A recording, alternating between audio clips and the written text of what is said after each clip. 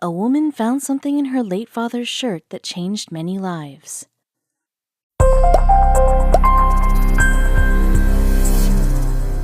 According to the Census Bureau, at least 15% of people under the age of 35 have lost a parent. That is what happened to Oregon native Katie Diaz.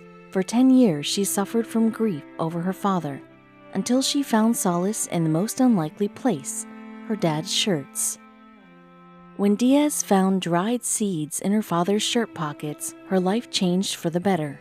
Those seeds sprouted into tomatoes, which grew into a therapy, which blossomed into an international sensation. Learn the heartwarming story of Katie Diaz and her foundation, Comfort Seeds. Katie Diaz has a talent for finding happiness amid suffering. She is a pediatric occupational therapist, the co-founder of Comfort Seeds, writer of a children's book, and is planning a trip to Copenhagen, Denmark. When she spoke to the Nugget newspaper, she said, "My cup is completely full." But Diaz didn't always feel this way. The mother, an Oregon resident, had a hard life for 10 years before she finally found a way to turn it around. After a long battle with cancer, Diaz's father passed away in 2006.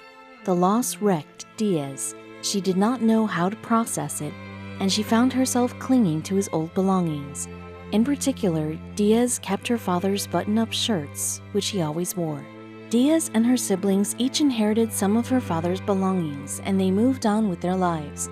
But she had no idea what the shirts would give her 10 years in the future. For years, Diaz carried around her father's shirts. She transported them from home to home in her new resident state of Oregon. Meanwhile, her daughter grew into a beautiful teenager and Diaz's life moved forward. But still, she could not part with the shirts. Diaz had no idea what to do with them, so she tucked them away in the recesses of her closet. But she couldn't keep them forever. What would she do with her father's old shirts? In 2016, Diaz honored the 10-year anniversary of her father's passing. She finally pulled out her father's button-up shirts and reevaluated what to do with them. That's when she got an idea. She would transform the shirts into a quilt to give to her mother and siblings. It was a brilliant plan. The problem? Diaz had no idea how to make a quilt. But that didn't deter her. "I jump into projects when I decide I want to do something, and I figure it out," she said. Not only did Diaz have to learn how to quilt, but she also had to clean the shirts. Most of them had been in storage for a decade, and they were horribly wrinkled. "My dad wasn't very good at washing clothes," Diaz joked. For the first time in years, Diaz spent a lot of time with the shirts by ironing them. It became a meditative practice for her. The hot iron brought up smells of her father that unlocked so many memories. As Diaz ironed the shirts, she found little trinkets hidden within the folds. One pocket held a sticker that Diaz's daughter had given to her grandfather. She also discovered bits of food and clumps of pocket lint. In one shirt, she found a dried plant seed. Like all the other trinkets, she flicked it off and continued working. But the thought of this seed haunted Diaz. She regretted throwing it away and thought that she could have planted it. Throughout her quilt-making process, Diaz kept a journal of her thoughts and feelings. She wrote about how emotional it was to cut up her father's shirts. "I find that I feel guilty when I don't use every scrap of fabric," she wrote. She compared using the quilts to consuming every part of a hunted animal. "Planning the cuts feels like I'm field dressing a deer," which is ironic. Dad was a hunter. Despite this, she continued to make the quilt. Diaz's biggest regret was throwing away the seed she found in one of her father's shirts. But as she continued with the quilt, a miracle happened. She found another seed.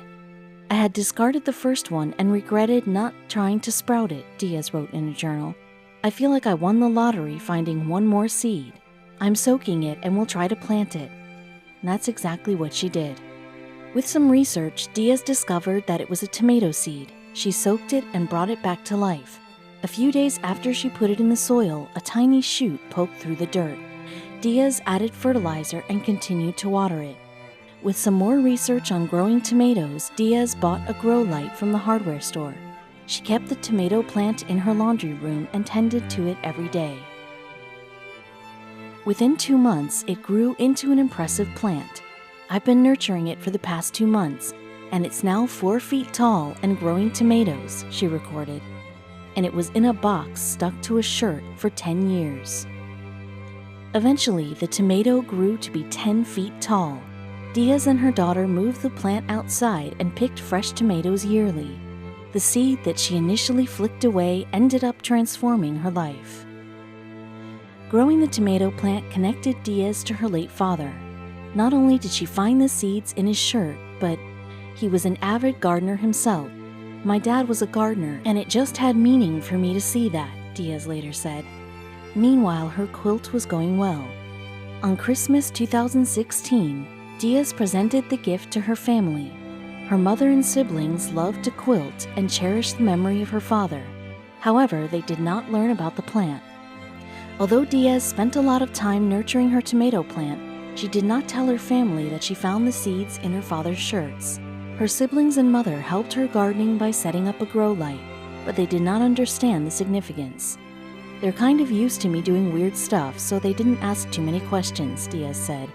Besides, she had dabbled in gardening with her father before. Now she was expanding her craft. Her father's tomato plant inspired Diaz to become a seed saver. She fermented, dried, and stored several different vegetable seeds. Her backyard became a garden with many beautiful crops. Since Diaz had many extra seeds, she decided to share the love. It's just a neat story that we thought we would share, she said. Plus, gardening gives grieving people a project. It creates life during a time where people feel consumed by death. Diaz began spreading the word about her gardening hobby. She gave seeds to friends and family who have lost loved ones. She would package them with a little note that included her father's story. Diaz transformed a seed from her father's shirt into an aid for grief. Her father's memory lives on in all of the people she has helped through gardening.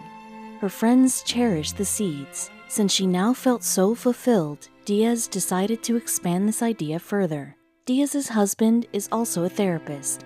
Every summer, he works with children through a therapeutic summer camp. In 2017, Diaz decided to join her husband's camp and share her planting hobby. The kids loved planting seeds. They felt accomplished when they watched their plants grow. And gardening helped them process traumatic experiences.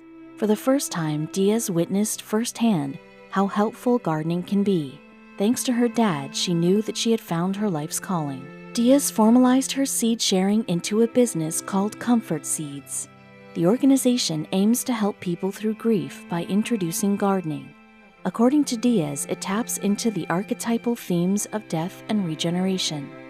It's something that makes you want to put your hands in the soil and figure out a new way to relate to the world, Diaz said. Every year she visits kids at her husband's camp to share comfort seeds and teach them the ins and outs of gardening. Not only does Diaz run Comfort Seeds, but she also has a children's book in the works. She recently reached out to Oregon-based illustrator Amanda Severin, who is also a former psychologist.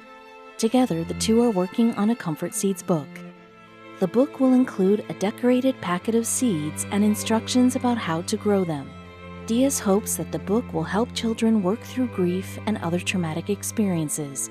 As of early 2021, it's still a work in progress. Illustrator Amanda Severin truly believes in Comfort Seeds. She is creating illustrations of gardens and forests that line her studio, essentially growing her own comfort seeds. Even during the dangerous Oregon fires, she held out hope for the book. "I've got to believe in this kind of beauty that can transcend great loss," Severin said. She believes in the concepts of life and regeneration that stem from Comfort Seeds, which is why she took on Diaz's project. While Diaz and Severin were working on the children's books, raging wildfires spread through Oregon. In September 2020, Diaz was stuck in her home as smoke filled the air. "I keep looking out the window hoping that the smoke will start to clear," she said. However, both women kept faith that Oregon would recover. The themes of Comfort Seeds said that life will spring from death. Severin said that even though the forest burned down, things will grow again. Comfort Seeds gained nationwide attention when it hit social media. Diaz created an Instagram and Facebook page that explained the mission statement of Comfort Seeds. She also shared people's stories about how gardening helped them. Word of comfort seeds soon spread to the local newspaper, the Nugget newspaper, and larger journals such as Atlas Obscura. People from all around the world felt inspired by Diaz's mission. It even caught the attention of psychologists from other countries. Diaz's passion project caught the attention of Honor Henrik Wilkinson, a researcher at the Happiness Research Institute in Copenhagen, Denmark. Since 2013, the Happiness Institute has researched how people's happiness is affected by social media, careers, COVID-19, and other factors. Many people coming to our office probably think it's a crazy utopia where we have puppies and ice cream, Dr. Wilkinson said. Although they do not provide puppies, they perform research on what makes people happy. In July 2020, the Happiness Research Institute opened the Happiness Museum. Researchers share information about happiness and why many believe that Denmark is one of the happiest countries in the world. When the museum opened, researchers asked for donations of objects that give their owners joy. They received hundreds of submissions. Diaz came across this call for donations and sent some of her comfort seeds. She also told the researchers about how her seeds have helped children through therapy. Wilkinson and his colleagues were incredibly touched by Diaz's seeds. We thought it was so touching, Wilkinson said. Not only did they make Diaz's seeds one of the 18 displayed donations, but they also offered her a permanent exhibit. The Happiness Museum will host an exhibit dedicated solely to comfort seeds. Diaz plans to visit Copenhagen to set up the exhibit herself. Of course, she has to wait for the lockdown to lift before she can travel across the world. With a museum exhibit and children's book on the way, Comfort Seeds is rapidly expanding. Diaz has helped hundreds of people work through grief and traumatic events, and that's all thanks to her father's shirts. A lot of fun, magical things have come forth from that little seed stuck to my dad's shirt for 10 years, Diaz said. She now plans a trip to the Happiness Museum and waits for the world to calm down so she can plant comfort seeds. A woman from Massachusetts found something unexpected in a local thrift store. She bought what she thought was a normal ornament for $2, but it turned out to be so much more. Read on to learn her amazing story. This is Priscilla Bailey, a woman who was living in Plymouth, Massachusetts, when she found an ornament that caught her eye at a local thrift store. She noticed that the ornament was being sold for the low price of $2 American. Priscilla thought that was a pretty good deal, so she decided to buy the ornament right then and there. It wasn't until she got home that she noticed that there was something unusual about it. Priscilla had been shopping at the thrift store before. She liked thrift shopping because she would almost always find unique, beautiful items for a fraction of the price that they would be in a normal retail store. She would often pop into thrift stores in her area whenever she was out and about running errands. Even though Priscilla was a veteran thrift shopper, she had no idea that she had stumbled across something really special. The ornament that Priscilla bought was just sitting on a thrift store shelf alongside other blown glass items that were for sale. Priscilla really likes glass ornaments, and this particular ornament was in her favorite color, blue. When Priscilla picked up the item, she noticed the price tag stuck to the bottom of it that indicated that the ornament would only cost her $2. Priscilla jumped at the chance to own the gorgeous ornament for such a low price. Thrift stores are known to have very good prices, but $2 for a blown glass ornament seems like a very low price, even for a thrift store. What was the catch?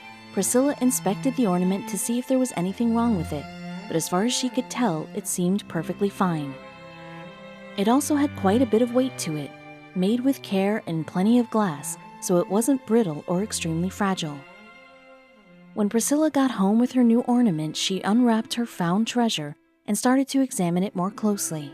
Taking a closer look at the metalwork, Priscilla wondered if the design was angels or something else. There must be a story to this piece. All previously owned items come with such great stories.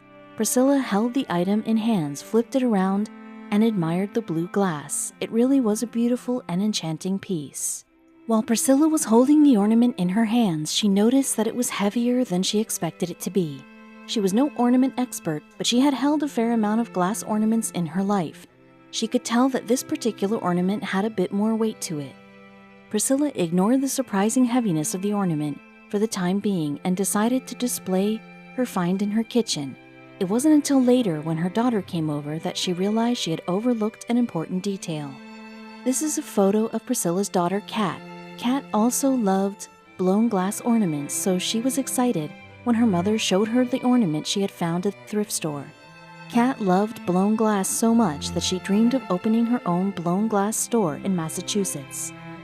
Priscilla didn't mention the strange weight of the ornament to Kat, but even so, Kat noticed that there was something strange about this particular glass ornament. Kat thought that the heart-shaped ornament was absolutely beautiful. She gently took the ornament off the wall to take a closer look. She too noticed that it was heavier than she expected. She mentioned this observation to her mother, who admitted that she also thought the ornament was abnormally heavy. Kat had an idea. She went to find a flashlight so that she could see if there was anything inside the ornament. That light would soon reveal something incredible. Priscilla thought that using a flashlight to look inside of the ornament was an excellent idea. When they first shone the flashlight through the ornament, they didn't see anything unusual. But then, they saw that there was something inside the ornament that was moving around. Using the light, Priscilla and Kat discovered that there were actually 2 secret compartments inside the ornament. Something was moving in the smaller compartment. Priscilla desperately wanted to know what was inside. Priscilla and Kat decided they needed an expert to help them get to the bottom of this mystery. Priscilla decided to call the local authorities and let them inspect her item. Maybe whatever was inside was dangerous or illegal. Priscilla also called the Boston Globe and invited news reporters over to her house to see what they thought about the mysterious $2 thrift store item. Even though Priscilla didn't know what was inside the ornament yet, she had a feeling it was going to be interesting. The news reporters showed up at Priscilla's house first, and she told them everything that she knew about it. Sitting around her kitchen table, Priscilla told the reporters, "Right now, it's hanging up there when I do my dishes. I sometimes stare at it." Not knowing what to expect, the reporters were just as intrigued as Priscilla when she handed over the ornament for them to inspect themselves. It was immediately clear that this held much more meaning than a simple Christmas tree ornament. Then, Priscilla and Kat showed the reporters how they noticed that there were 2 hidden compartments inside of the glass ornament. As they had before, Priscilla held up the ornament while Kat shined a light on it, revealing the contents inside. Kat explained to the reporters what she thought it was. "I said to her, 'It looks like ashes, Mom.' But even if it were, the mystery remains as to whose they were and how they ended up at a thrift store. There was no doubt that the ornament was beautiful, and if they contained ashes inside, it would make sense why it was so carefully made with stunning detail. But the 2 women had also been shaking the ornament, not knowing it was ashes inside. They wondered if they were disrespecting the ashes, or even if she wanted this in her home if they were in fact ashes of someone's relative. At first, she was weirded out by the concept that she had someone else's ashes in her home, and that she had been handling the ornament that contained them so many times. That was a bit unsettling. But thinking about it further, she had empathy for the person whose ashes they were, and the family members that would want to hold on to such a precious item. How did it end up at the thrift store? Priscilla knew that she had to do something about it. Priscilla decided that she would do whatever she could in order to find the proper person to hand off the ornament to. She was hoping that the news media could help her find the relative who mistakenly gave the item away to the thrift store. If not, she had to find another way. She told the reporters, "It's beautiful. It must have a story. So that's my goal, to find out where and who this belongs to." She had also notified the police, but still, she didn't feel like she was any closer to finding any answers. After the news media left her Plymouth home, Priscilla and Kat decided that they should hold on to the glass ornament until they figured out who to return it to. They hoped that the news story would pick up steam and someone would know who to return it to. The women also had another idea: share the story on Facebook and see if they could reach anyone who might know something through social media. Along with a close-up photo of the blue glass ornament, Kat shared the story of how she and her mother ended up with it.